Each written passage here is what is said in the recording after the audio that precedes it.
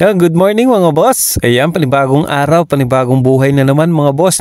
May pasok tayo ngayon sa trabaho pero ayan, anong oras na mga boss? Napakarami na ng alarm ko. 4:10, 4:20, 4:30, 4:50. Pero ayan, mag-aalas 6 na at nakakatamad pa rin bumangon. Uy, napakasarap nga naman matulog mga boss, lalong-lalo na ngayon, napakalamig dito sa United States of Pampanga mga boss. Ayan, pagkagising ko nga mga boss ay nagpakulo na rin ako ng tubig para magamit natin sa pagligo natin kasi sinipon na ako sa sobrang lamig dito sa United States of Pampanga mga boss.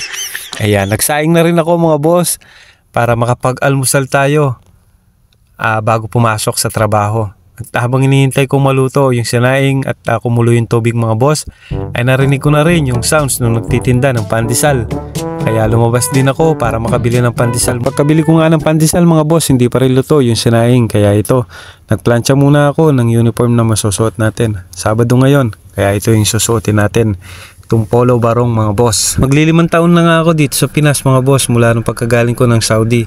Kaya maglilimang taon na rin ako dito sa Albiera bilang isang security guard mga boss. Pero ganun pa man ay patuloy na nag-aabang ako ng magandang opportunity para makapag-abroad ulit mga boss. After kong makapamlansya mga boss, ayan, nakaligo na rin ako mga boss. Ayan, sobrang lamig talaga dito sa United States of Pampanga.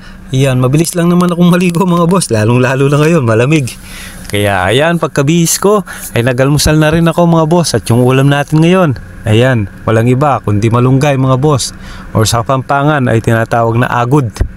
Agod yan mga boss. Napakasarap nga naman ang ulam na yan mga boss. Lagyan mo lang ng isang sardinas, solve na solve ka na. Lalo na sa mainit na kanin mga boss. Hindi ko alam kung bakit tinawag na agod yan mga boss. Pero ako, baka dahil ganito, dahil ito kainin, inahagod-agod muna sa iyong ngipin para makain mo mga boss. Ayan, magsusuot na rin ako ng uniform ko dahil late na talaga mga boss. Pag umaga, lagi tayong late dahil malamig nga. Ayan mga boss, sabayan natin ng jacket, then biyahe na tayo mga boss. Bago nga pala ako bumiyahe mga boss, muntik ko na makalimutan. Ayan, nag-xerox na lang muna ako ng mga requirements ko. After ko ma-xerox yung mga requirements na yan mga boss, ay pinainit ko na rin tong motor para makapasok na rin sa trabaho. Ayan, hanggang dito na lang din muna yung video natin mga boss. Maraming salamat sa inyong suporta. Ingat po kayo palagi at God bless you all. Magandang araw sa inyong lahat. Bye bye.